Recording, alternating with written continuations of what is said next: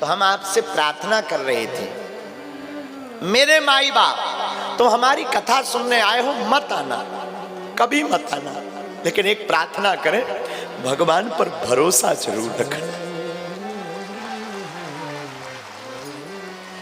हम अपनी कथा इसलिए नहीं करते हैं कि आप हमें दान मिलेगा या हम बहुत दक्षिणा कमाने के लिए।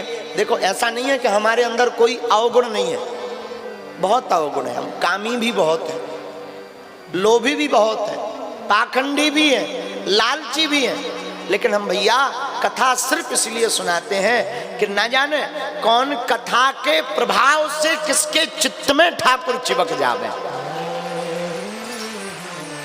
सच बता रहे, हम ऐसा नहीं कहते कि हम बहुत साधु हैं या महात्मा हैं या हम कुछ लेते नहीं, हम सच बताते हैं। अपनी कथाएं हम करते ही इसलिए क्योंकि हमें अन्नपूर्णा चलानी है, कैंसर हॉस्पिटल बनवाना है, हमारी उतनी कोई सामर्थ्यता नहीं। हर साल हमें बेटियों का विवाह करना होता है, तो करते तो हम लालच में हैं, लेकिन उस लालच में भी दो लालच है।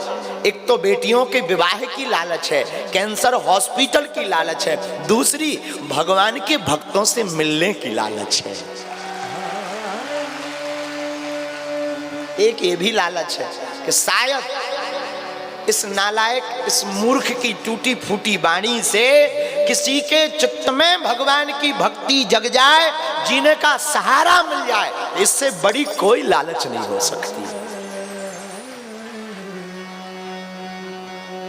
और हमारा कोई उद्देश्य नहीं है, वरना हम बहुत मनमौजी आदमी हैं, बहुत मनमौजी आदमी। लेकिन हम तुमसे यही कहेंगे, भैया तुम पैसा इसलिए ना कमाओ कि बुरे वक्त में काम आएगा। तुम ईश्वर पर भरोसा रखो, बुरा वक्त ही नहीं आएगा, बुरा वक्त ही नहीं आएगा। इसलिए आज की कथा का सूत्र बड़ा अद्भुत है।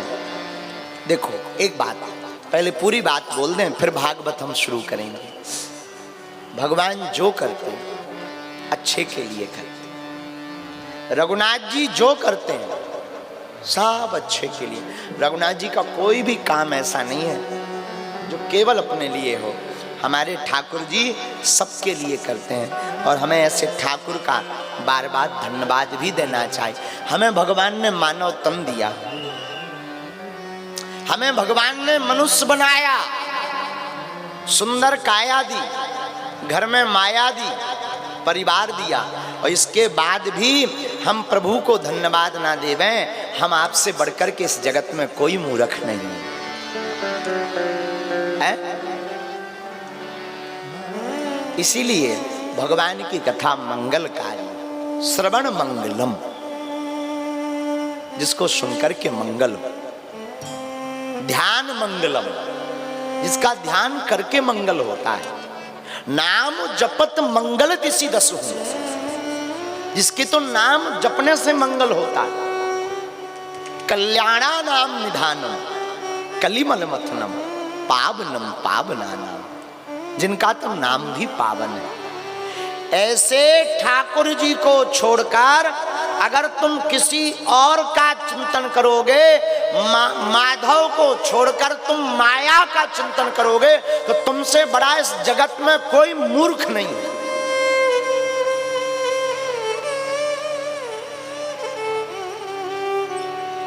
माया को सब कोई भजे, पर माधव भजे ना कोई।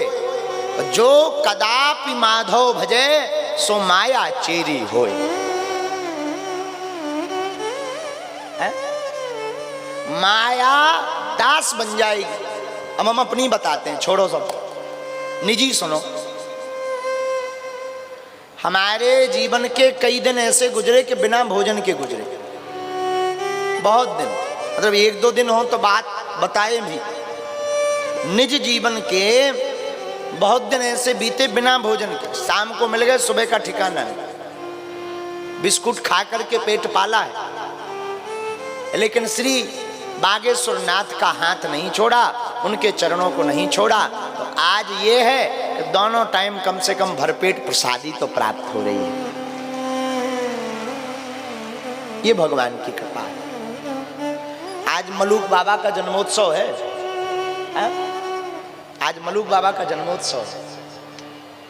अजगर करे न चाकरी, पंछी करे न काम, दास मलूका कही गए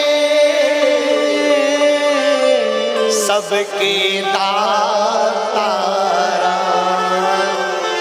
अजगर करे न चाकरी, पंछी करे न काम, दास मलूका कही गए सबके दातारा।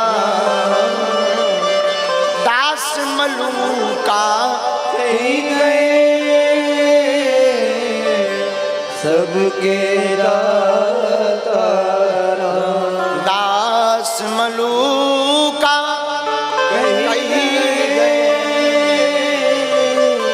सबके दाता। और बाबा कहते हैं दाता एक राम जी, भिखारी सारी दुनिया। दाता तो केवल रघुनाथ जी हैं, बाकी सारा संसार भिखारी है, सब भिखारी है भैया। इसलिए एक बात, हम लोग व्रत करते हैं, उपवास करते हैं, करना चाहिए, जठराग्नि ठीक रहती है, पेट में अपच नहीं होती है, बीच बीच में कम खाना चाहिए, व्रत भी रखना चाहिए। लेकिन महाराज जी, अन्न का उपवास करने से ज्यादा बुरे कर्मों का उपवास करना बहुत आवश्यक है। कि हमारे द्वारा कोई अहित ना हो बे, ऐसा व्रत रखना भी बहुत आवश्यक है।